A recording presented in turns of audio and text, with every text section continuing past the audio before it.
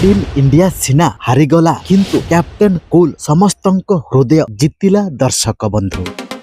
धोनी को देखिबा पाई स्टाडियम बाहर प्रशंसक माने एकाठी होई भिड़ जमाई थिले। भारत इंग्लैंड विपक्ष रे तृतीय टी20 मैच रे परास्त होइथिला किंतु मैच परे सर्वाधिक खबर शिरोनामा पाइथिबा व्यक्ति जनक कोनोसी वर्तमान रो खिलाड़ी नथिले। भारतीय क्रिकेट रो सबुठारु बड़ सुपरस्टार एमएस धोनी थिले। धोनी ट्रेंट ब्रिज स्टाडियम रे आसीबा मात्रे परिवेश संपूर्ण बदली गला दर्शक बंधु। हजार हजार प्रशंसक मैच उपरु ध्यान हटाई केवल माही उपरे ध्यान देइथिले दर्शक बंधु। तांकर 45तम जन्मदिन अवसर रे धोनी भारत को उत्साहित करबा पई स्टाडियम को आसीथिले। अंतर्जातीय क्रिकेट रु अवसर नेबार प्राय 6 वर्ष बीती गलाणी किंतु तांकर लोकप्रियता अतुट रहिछि दर्शक बंधु। मैच समय रे जेतेबेले धोनी को मुह बड़ परदारे देखा जाए समग्र स्टाडियम करताली एवं धोनी रे प्रकंपित होई जाए दर्शक बंधु। जदियो टीम इंडिया जितिबारे विफल होइथिला मैच परे दृश्य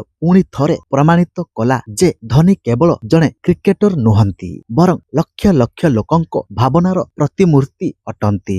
महेंद्र सिंह धोनी स्टाडियम रु बाहरिबा मात्रे शह शह प्रशंसक तांकु देखिबा पई एकाठी होइथिले। परिस्थिति एते भयंकर होइगला जे सुरक्षा कर्मी मानंकु तांको चारि पाखरे एक घेराबंदी करी तांको कार पर्यंत सुरक्षित भावरे पहुंचाइबाकु पड़िला। एही समय रे धोनी सबु बेले परी हसी प्रशंसकंकु अभिवादन करुथिबार देखा जाउथिला। एही विशेष मुहूर्तर एक वीडियो सोशल मीडिया रे द्रुत गति रे भाइराल हेउची दर्शक बंधु। बीसीसीआई मैच समय रे स्टैंड रे धोनी को किछि चमत्कार फोटो मध्य शेयर करिछि जहाकु प्रशंसक माने बहुत पसंद करुछंती। टीम इंडिया लगातार द्वितीय पराजय रे निराश होई पारे किंतु धोनी को उपस्थिति जगु एही मैच को प्रशंसक मानंक पई एक स्मरणीय करि देइछि। एहा पुणी थरे प्रमाणित कला जे क्रिकेट बदली पारे खिलाड़ी बदली पारंती किंतु माही प्रति लोकंक आग्रह केबे कमिबो नाही दर्शक बंधु।